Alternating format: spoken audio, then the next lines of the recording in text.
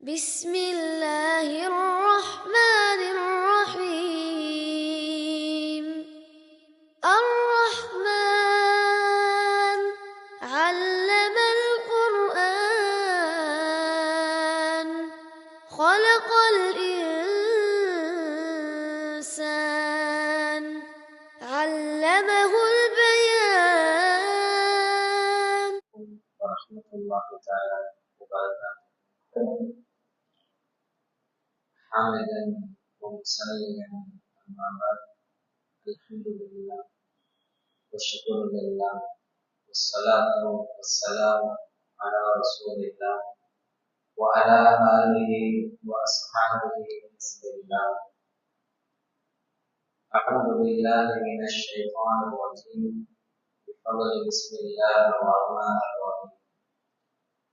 يا أيها الذين آمنوا إنما الخمر والميسر والأنصار والأزلام رجس من عمل الشيطان فاجتنبوه لعلكم تفلحون. وقال الحبيب رسول الله صلى الله عليه وسلم الخمر جماع الإثم،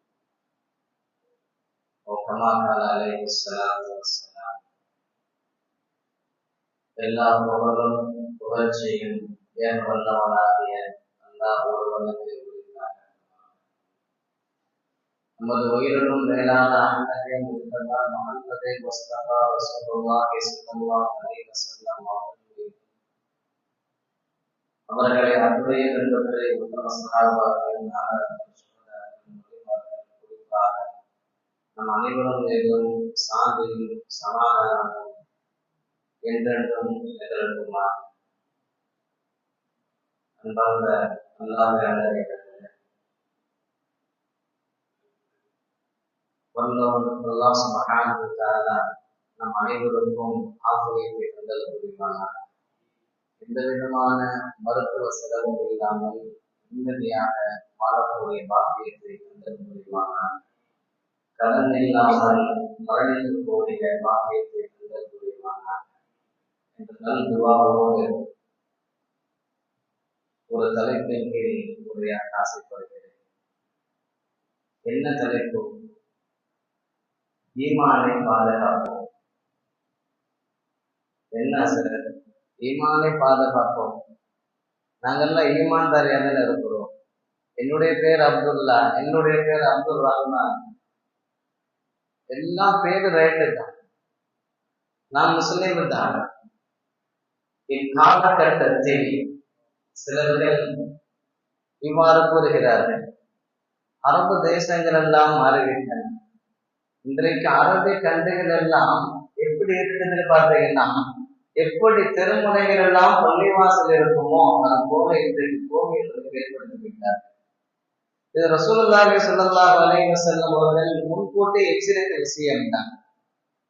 இப்படி இஸ்லாம் வதஅல் இஸ்லாம் கரீபன் குறைவான நபர்களை கொண்டு ஆரம்பித்ததோ கமாசாய் அவுத், அதே போன்று மீண்டும் குறைவான நபர்களை கொண்டே இந்த இஸ்லாம் ஆரம்பித்தது.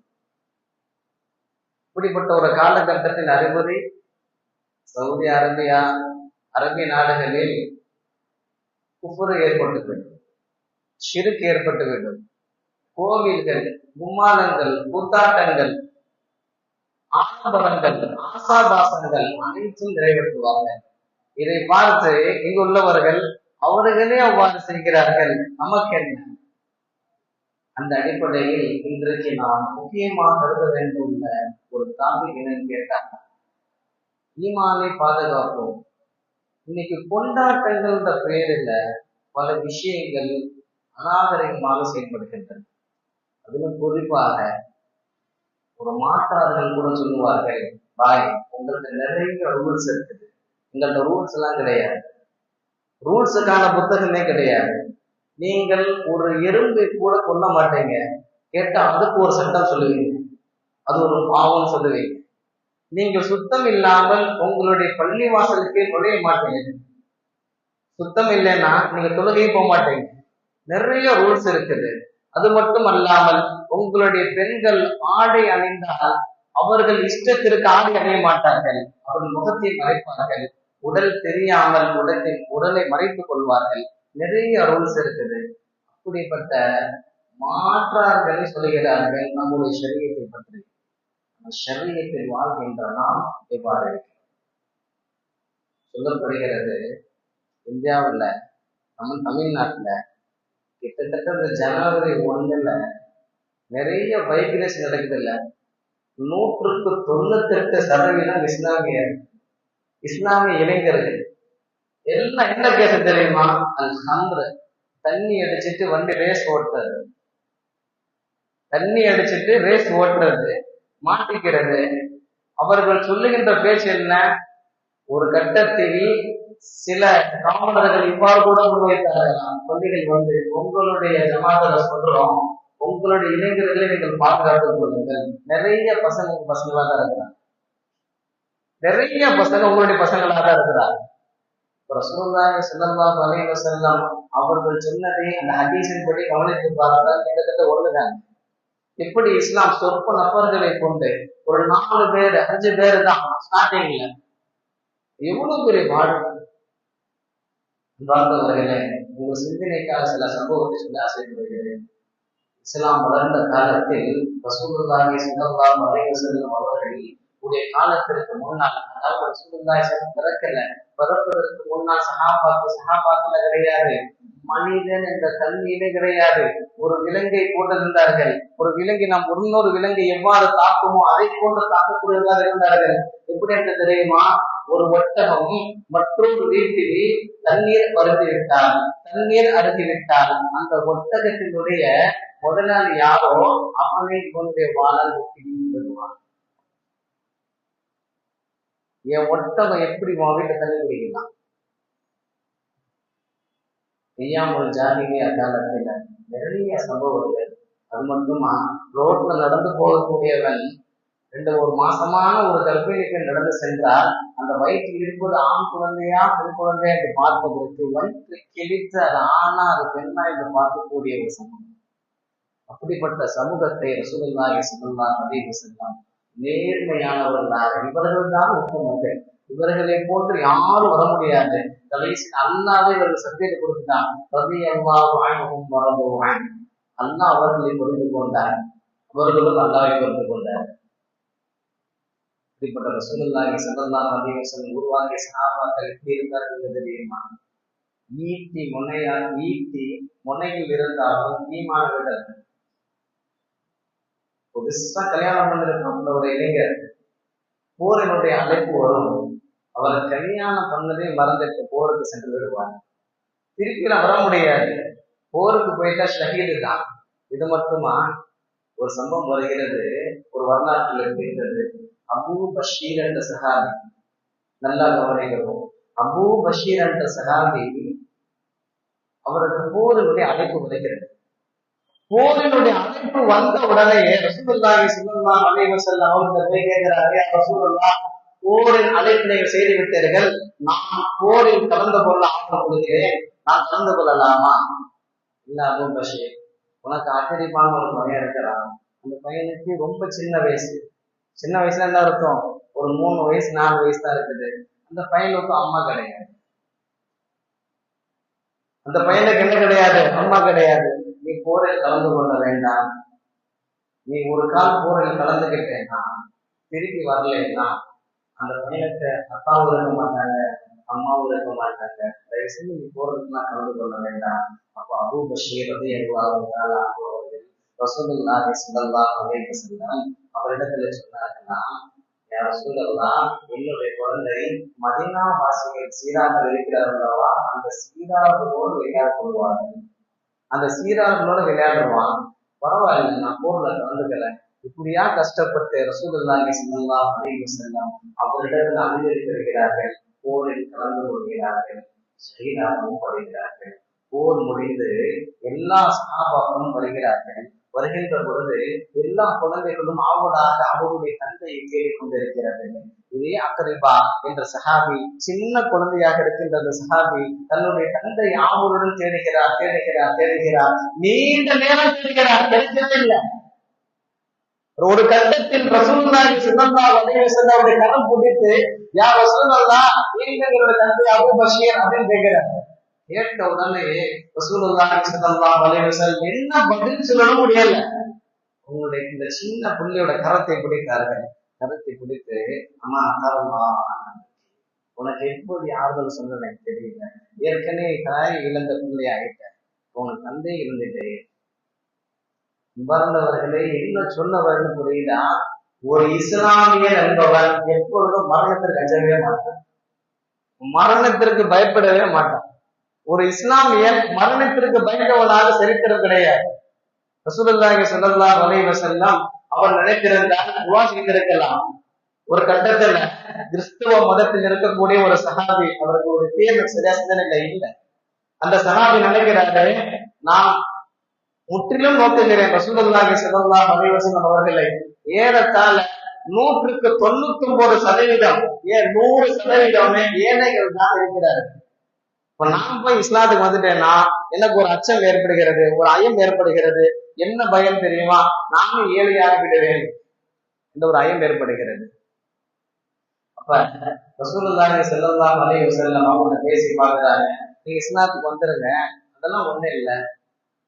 கிட்டத்தட்ட அந்த வரலாற்றுகள் சொல்லப்படுகிறது, சப்புல நம்மலாம் சப்புல உட்கார்ந்து இருக்கிறோம்ல, தொழுகையில ஜமாத் தொழுகையில கிட்டத்தட்ட சில சஹாபாக்கள் பசியின் அலைகையில் விழுந்துருவாங்க, பசியின் அலைகையில விழுந்து விடுவாங்க. இன்னும் சில சஹாபாக்கள் சரியான ஆடை இருக்காங்க. அது சொல்லப்படுகிறது, அஸ்ஹாபு சுஃபா இந்த சஹாபாக்களுக்கு 70 பேரு கிட்ட சட்டை இருந்தால் கீழாடை இருக்காது, கீழாடை இருந்தால் மேலாடை இருக்காது. இப்படிப்பட்ட ஒரு காலகட்டம். ஆனா அப்போது கூட ரசூலுல்லாஹி ஸல்லல்லாஹு அலைஹி வஸல்லம் கையேந்தி யா ரசூலல்லாஹ் யா அல்லாஹ் இவர்களுக்கு இந்த சஹாபாக்களுக்கு வசதியை தந்தது புரிவாயா என்று ஒரு காலம் துவா செய்து கிடையாது, ஒரு காலம் துவா செய்யல. அவருடைய ஈமான் எங்க? நம்மளுடைய ஈமான் எங்க? இன்னைக்கு நமக்கு எல்லா வசதியும் இருக்குது, எல்லா வசதியும் இருக்குது. ஆனால் எதை அல்லாஹ் சுப்ஹானஹு வ தஆலா நம்மிடத்தில் எதிர்பார்க்கிறாரோ அந்த விஷயம் என்ன விஷயம்? தக்வா இருக்கணும். தக்வா இன்னைக்கு எங்க எல்லாரும் பேசுறோம், தக்வா தக்வா தக்வா. இன்னைக்கு நிறைய கடைக்கு பேரே தக்வாலாம் வச்சிருக்கிறாங்க. தக்வான இறையச்சம், இறையச்சம்ங்கிறது வார்த்தை இல்ல, அந்த நாவுல முடிஞ்சிருது. ஒரு நாவு ருசி பார்க்கும் அல்லவா, அந்த ருசியில முடிஞ்சிருது. ஆனா ஈமானுடைய ருசியை இன்றைக்கு உள்ள இஸ்லாமியர்கள் அறிந்திருக்கிறார்களா என்றால் இல்லையும் கிடையாது. மறந்தவர்களே, ஈமானை பாதுகாக்க வேண்டும். யாரோடைய கொண்டாட்டத்தை நாம் எதற்கு கொண்டாட வேண்டும்?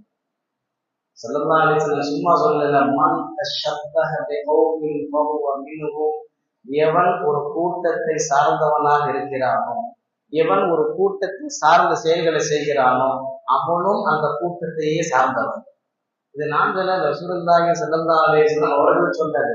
அப்ப அந்த கொண்டாட்டங்களை நீங்கள் கொண்டாடுறீர்கள் என்று சொன்னால் நீங்கள் முஸ்லீம் என்று தயவு செய்து சொன்னாரு. என்ன இப்படி சொல்றீங்க?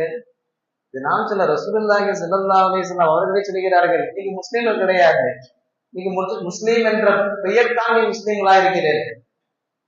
நிறைய பேருடைய ஈமான் சூறையாடப்படக்கூடிய தினம் அன்று. பெரும்பாலும் ரசூலுல்லாஹி ஸல்லல்லாஹு அலைஹி வஸல்லம் அவருடைய காலத்திற்கு இஸ்லாத்துக்கு கொஞ்சம் கொஞ்சமான சஹாபாக்கள் வந்தாலும் உடனே இந்த ஹம்புல மட்டும் தடையாகவே இல்லை. சில நேரத்துல சில சஹாபாக்கள் ஹம்புல அரைஞ்சிட்டு கூட தொலை வச்சிருக்கிறாங்க. அப்ப கூட ஒரு தெளிவான ஒரு ஆயத்து இறங்கல. எப்பொழுது பார்த்தாலும் ஹஜரத் உமர் ரலியல்லாஹு தஆலா அவர்கள் வந்து கேட்பார்களாம், யா ரசூலல்லாஹ் ஹம்பரை பற்றி மதுவை பற்றி தெளிவான ஆயத்து வந்துருச்சா? இன்னும் வரலையா? எஸ்ஸலூன காலில ஹம்பர் வந்துச்சு. அப்ப ரசூலுல்லாஹி ஸல்லல்லாஹு அலைஹி வஸல்லம் இந்த ஆயத்து இறங்கிய உடனேயே ஹஜரத் உமர் ரலியல்லாஹு தஆலா அவர்களை தான் கூப்பிட்டு ஹம்பரை பத்தி ஆயத்து இறங்கி இருக்குது அப்படின்னு சொன்ன உடனேயே அந்த பதில் உமர் நாயகத்திற்கு திருப்தி அளிக்கல. இன்னும் தெளிவான ஆயத்து இறங்கலை, தெளிவான ஆயத்து வரலை. அப்ப இன்னொரு ஆயத்து வருது, வலா தக்ரபு ஸலாத வ அன்தும் சுகாரா. நீங்க மது அருந்தி விட்டு துவைக்கு போகாதீங்க. நான் சொன்னேன்ல, மது அருந்தி விட்டு துவைக்கு வருவார்களாம். அப்ப இந்த ஆயத்து இறங்குச்சு, வலா தக்ரபு ஸலாத் வஅன்தும் சுகாரா, நீங்கள் மது அருந்திவிட்டு குதிரைக்கு வர வேண்டாம். ஆயத்துக்கெல்லாம் மாற்றி மாற்றி ஓதுறீங்க, உங்களுடைய சிந்தனைகள் எல்லாம் கெட்டு போயிடும். அப்பொழுதும் ஹஜ்ரத் ரசூலுல்லாஹி ஸல்லல்லாஹு அலைஹி வஸல்லம் ஹஜ்ரத் உமர் ரலியல்லாஹு தஆலா அவர்கள் அழைத்து சொன்னார்களாம், மதுவை பற்றி அல்லாஹ் ஆயத்து இறக்கினான், நீ எனக்கு திருப்தியா இல்லை. அப்புறம் தான் இன்னொரு ஆயத்து, யா அய்யுஹல்லதீன ஆமனூ இன்னமல் ஹம்ரு வல் மைசிரு வல் அன்சாபு வல் அஸ்லாமு ரிஜ்ஸும் மின் அமலி ஷைத்தான். இந்த மது, சூதாட்டம், இது போன்ற செயல்கள் எல்லாம் இதெல்லாம் இருக்கட்டும், இதெல்லாம் ஷைத்தானுடைய வேலை. இதையெல்லாம் ஈமான் கொண்டவர்கள் முற்றிலும் தெரிந்திருக்க வேண்டும். அப்படி தெரிந்திருந்தால் மட்டும்தான் இந்த அல்லக்கும் துல்லியவும் நீங்கள் வெற்றி பெறுகிறீர்கள் அப்படின்னு ஆணைக்கு இறங்கின உடனே தான் எல்லா வீடுகளிலும் குடங்கள்ல எல்லாம் மது வைத்திருப்பார்கள். அந்த குடத்தை உடனே ஆறு மாறி ஓடுன்னு சொல்றாங்க, வரலாறுகளில் வருகிறது. அவங்கள்ட்ட இருந்த மதுபானங்கள் எல்லாம் தெருக்களில் ஆறுகளாக வெள்ள பெருக்கங்களாக ஓடியது. ஆயத்து இறங்கியதுதான் தாமதம். இன்றைக்கு நமக்கு ஆயத்து இருக்குது, ஹதீஸ் இருக்குது, சொல்லக்கூடிய உலமாக்கள் இருக்கிறார்கள், எல்லாமே இருக்கிறாங்க. ஆனா கேட்கக்கூடிய மனப்பக்குவத்தை தான் நான் பேசுகிறேன்னா இதே போன்ற கருத்துக்களை நான் மட்டுமா பேசுகிறேன். இன்றைக்கு உலகத்தில் இருக்கக்கூடிய எல்லாத்துக்கும், எல்லா முஸ்லிம்களுக்கும் அருளப்பட்ட வேதம் எது? குர்ஆன். இந்த குர்ஆனை கொண்டுதான் எல்லா உலமாக்களும் எல்லா மார்க்க அறிஞர்களும் பேசுகிறார்கள். நமக்கு என்ன இனிமேல் புதுசா நபி வரப்போறது கிடையாது, புதிதாக வேதம் இறக்கப்பட போவது கிடையாது. ஏற்கனவே வேதம் அருளப்பட்டு விட்டது. உங்களுடைய வேதம் குர்ஆன், நீங்கள் குர்ஆனை பின்பற்றுங்க, நேர்கள் பெறுவீர்கள். உங்களுக்கு அப்புறம் நபி கிடையாது. கடைசி நபி ஹாத்தமுன் நபி ரசூலுல்லாஹி ஸல்லல்லாஹு அலைஹி வஸல்லம் அவர்கள் தான். அவர்களுக்கு பின்னாடி நபி வரப்போவது கிடையாது. எல்லாமே தெரியும், எல்லாமே டீட்டெயிலா சொல்லுவாங்க அரபியில, மினல் அலிஃபி மினல் யா இலல் பா, அலிஃபிலிருந்து யா வரைக்கும் A to Z எல்லாத்தையும் அல்லாஹ் சுப்ஹானஹு டிக்ளேர் பண்ணிட்டான். நீங்க இதை பின்பற்றினாலே போதும், நீங்க நேர்வழி பெறுவீர்கள். எல்லாம் சொல்றோம், இந்த காலத்துல வாங்கி இந்த காலத்துல விட்டு போயிடும். கடைசியில் வருத்தப்படுபவர்களாக இருக்கிறோம். எப்பொழுது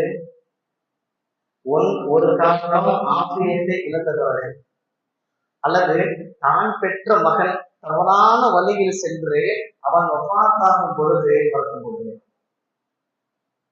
தான் பெற்ற மகன் ரொம்ப சந்தோஷமா இருக்குது, ஆண் குழந்தை பிறந்துட்டான், ரொம்ப சந்தோஷமா அந்த குழந்தையை வாங்கிறோம். அதே குழந்தை ஒரு 22 வயசுல 23 வயசுல ஒரு மதுமானம் அறிந்து இதே போன்ற கொண்டாட்டங்களில் அவன் ஒரு விபத்தில் சிக்கி வஃபாத்தாக விட்டால் அவருடைய பேர் யாரு?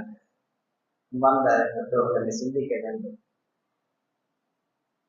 ஹதீஸ்ல வருகிறது, ஒரு முஸ்லிம் எப்படி மரணத்தை பயப்பட மாட்டானோ அதே போல சுயநலமாக இருக்கவே மாட்டான்.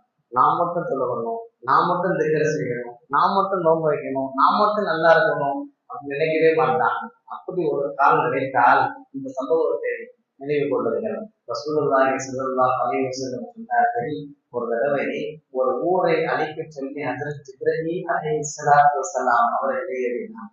ஜிப்ரீல் அலைஹிஸ்ஸலாத்து வஸலாம் அவர்கள் அந்த ஊருக்கு போயிட்டாங்க.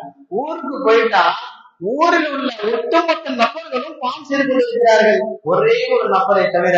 அந்த நபர் பள்ளியில உட்கார்ந்து அந்த தினமும் சுப்ஹானல்லாஹ் அல்ஹம்துலில்லாஹ் அல்லாஹு அக்பர் திக்ர் செய்து கொண்டிருக்கிறார், அவருடைய திலாவத்தை செய்து கொண்டிருக்கிறார், அமல் செய்து கொண்டிருக்கிறார். அப்பொழுது ஒரு கட்டத்தில் ஜிப்ரீல் அலைஹிஸ்ஸலாத்து வஸலாம் ஒரு குழப்பத்தோடு கேட்டாங்கன்னா, யா அல்லாஹ், நீ அழிக்க சொல்லிட்ட, இந்த ஒரு நபர் மட்டும் ஒரு நொடி கூட உன்னை மறக்காமல், ஒரு நொடி கூட உன்னை மறக்காமல் தஸ்பீஹ் செய்து கொண்டிருக்கிறார், திக்ர் செய்து கொண்டிருக்கிறார், தொழுது கொண்டிருக்கிறார், இதெல்லாம் அழிக்கணும். அல்லாஹ் சொன்னா, ஃபர்ஸ்ட் நீ அவர் அழைச்சு, பாவம் செய்தவர் அழைக்க வேண்டாம், ஃபர்ஸ்ட் நீ அவர் அழைச்சிரு. என்ன பிரயோஜனம்? தான் மட்டும் துவா செய்து, தான் மட்டும் தொழுது, தான் மட்டும் நோன்பு வைத்து, இதை இஸ்லாம் நேசிக்கல, இதை இஸ்லாம் விளங்கல. இன்றைக்கு புரிதல் இல்லாதவர் நிறைய அது கொண்டு இருக்கிறார்கள். தன்னுடைய குடும்பத்தை பார்ப்பது கிடையாது, தனது குடும்பத்திற்கு தேவையான செலவு செய்வது கிடையாது. கேட்ட இது அல்லாஹ்வுடைய பாதை கிடையாது. ஜிப்ரீல் அலைஹிஸ்ஸலாம் சொல்றாங்க, அழிக்கணுமா, இவரை அழித்து விட வேண்டும், அழிச்சிருங்க. பார்ந்தவர்களே, நான் ஈமானோடு மட்டும் இல்லாமல் மற்றவர்களையும் ஈமானோடு சேர்த்துக் கொண்டவன். உலகத்துல சொல்றோமா இல்லையா, என்னோட பெஸ்ட் நண்பன் ரொம்ப க்ளோஸ் ஃப்ரெண்ட். அந்த ஃப்ரெண்ட் என்பவன் வெறுமனே சூதாட்டத்திலும் மதுவிலும் மட்டுமல்ல, இவருடைய இபாதத்திலும் இருக்க வேண்டும். பார்ந்தவர்களே, இந்த மதுவை பற்றி ஆராய்ச்சி செய்கின்ற பொழுது ஃபுயால் இப்னு இயாத் ரஹ்மத்துல்லாஹி அலைஹி மார்க்க அறிஞர்களில் நிறைய தேர்ச்சி பெற்றவர், நிறைய ஆளுங்களை உருவாக்கியவர்கள். அப்படிப்பட்ட ஸ்ரீதேவி ஒரு கட்டத்தில் அவரிடத்தில் பயின்ற ஒரு மாணவர் சக்கராத்துடைய ஹாலுக்கு செல்கிறார். சின்ன வயசு பையன்தான் சக்கராத்துடைய ஹாலுக்கு போயிட்டாரு. சக்கராத்துடைய ஹாலுக்கு போன உடனேயே இமாம் அவர்கள் ஃபுயால் ரஹ்மத்துல்லாஹி அலைஹி அவர்கள் நேரா வீட்டுக்கு போறாங்க. வீட்டுக்கு போயிட்டு இந்த பையனுடைய நிலைமையை பார்த்துட்டு சூரத்துல் யாசின் ஓதுறாங்க. நம்ம படிச்சிருக்கோம் இல்லையா, உங்கள யாராவது வஃபாத்துடைய நிலைமையில் இருந்தா எப்பறம் மௌத்தாக்கும் சூரத்து யாசின், சூரா யாசினை நீங்க மௌத்தான முதலுக்கு படிங்க. இப்போ இந்த இமாம் அவர்கள் அதே போன்று செய்திருக்கிறார்கள். அந்த பையன் சொல்லிட்டான், உஸ்தாத் படிக்காதீங்க, உஸ்தாத் ஓதாதீங்க. இந்த இமாமுக்கு ஒன்றும் புரியல. ஒரு கட்டத்தில் சரி நான் ஓதல, ஒன்றும் இல்லை, பதட்டப்படாத, நான் ஓத மாட்டேன். ஓதாம சிறிது நேரம் அமைதியாக இருக்கிறார்கள். கொஞ்ச நேரத்துல கலிமா சொல்லி தருகிறார்கள். லா இலாஹ இல்லல்லாஹ், லா இலாஹ இல்லல்லாஹ் என்று சொல்லு.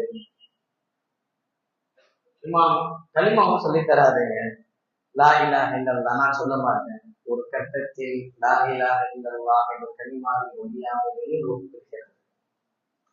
இந்த இமாமுக்கு பெரிய கவலை.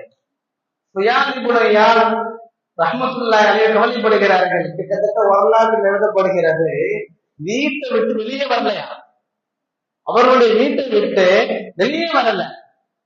அவர்கள் சொல்கிறார்கள், நான் இன்னிடத்தில் ஓதிய மாணவர்களே இந்த மாணவன் தான் ரொம்ப ஒழுக்கமிக்க மாணவன், ரொம்ப நல்ல பையன்தான். என்னன்னு தெரியலையே, நான் சூரா யாசின் ஓதும் போது வேணாம்னு சொல்லிட்டான், லா இலாஹ இல்லல்லாஹ் சொல்லி கொடுத்த வேணாம்னு சொல்லிட்டான். ஒரு கட்டத்தில் இரவு தூங்கின்ற பொழுது கனவில் சந்திக்கிறார்கள் அந்த மாணவர்களை சந்தித்து, என்னடா நீ சூரா யாசின் ஓதுல வேணாம்னு சொல்லிட்டேன், லா இலாஹ இல்லல்லாஹ் சொன்னேன் அதையும் சொல்ல மாட்டேன்னு சொல்லிட்டேன், என்ன பாவம் செஞ்ச? இப்போ சொல்றான் கனவுல, உஸ்தாத் அவருக்கு நான் 3 பாவத்தை செய்துவிட்டேன். நல்ல கவனிகள். இன்றைக்கு நாம் செய்யக்கூடிய விளையாட்டாக, கேலியாக, கிண்டலாக செய்யக்கூடிய பாவம் 3 பாவத்தை சொல்றார்கள். என்ன பாவம்? 3 பாவங்கள். ஒன்று சொல்லுகிறார்கள், இமாம் அவர்களே, நான் எப்பொழுதும் தோல் சொல்லக்கூடியவனாக இருந்தேன். உங்கள்கிட்ட ஒரு பேச்சு, பசங்கள்கிட்ட ஒரு பேச்சு. 2வது என்னதான் பண்ணேன், நான் பொறாமைப்படக்கூடியவனாக இருந்தேன். இவனுக்கு ஒண்ணு கிடைச்சிட்டா ஏன் எனக்கு கிடைக்கல, அவனுக்கு இன்பு கிடைச்சிட்டா எனக்கு ஏன் கிடைக்கல, அவனுக்கு பொருள் கிடைச்சிட்டா எனக்கு ஏன் கிடைக்கல. 3வதாக எனக்கு ஒரு நோய் இருந்தது. அந்த நோயை எந்த மருத்துவராலும் குணப்படுத்த முடியவில்லை. ஒரு கட்டத்தில் ஒரு மருத்துவரிடத்தில் சென்றேன். அவர் சொன்னார், உனது நோய்க்கான மருந்து எதுவெனில் கம்பு தான், சாராயம் தான். சாராயத்தை நீ ஒரு டிராப் நீ குடிச்சிட்டே வந்தேன்னா உன்னுடைய நோய் ஷிஃபா அடைஞ்சிடும் அப்படின்னு சொல்லிட்டாரு. இறைவன் நம்பி ஒரு கட்டத்தில் கம்பருக்கு அடிமையாகிவிட்டான். கடைசியில் சொன்னான், எப்ப கம்பரை நான் தொடர ஆரம்பித்தேனோ, மதுவை நான் தொடர ஆரம்பித்தேனோ, என்னுடைய அமல்கள் எல்லாம் முற்றிலும் பாழாகிவிட்டன. அதனாலதான் என் சக்கராத கால கூட லா இலாஹ இல்லல்லாஹ் என்ற வார்த்தையின் வாயிலாக ஈமான் கொண்ட விசுவாசிகளே, ஈமான் கொண்ட நல்லடியார்களே, யோசிங்க. இந்த 3 விஷயம் எப்பொழுதும் ரொம்ப மோசமானது.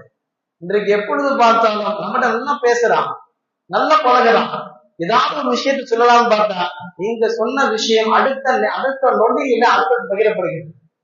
ஒரு 3 பேர் ஒரு ரகசியத்தை பேசினால் அந்த 3 பேர்கிட்ட அந்த ரகசியம் இருக்கணும், அது பாதுகாக்கப்படணும்.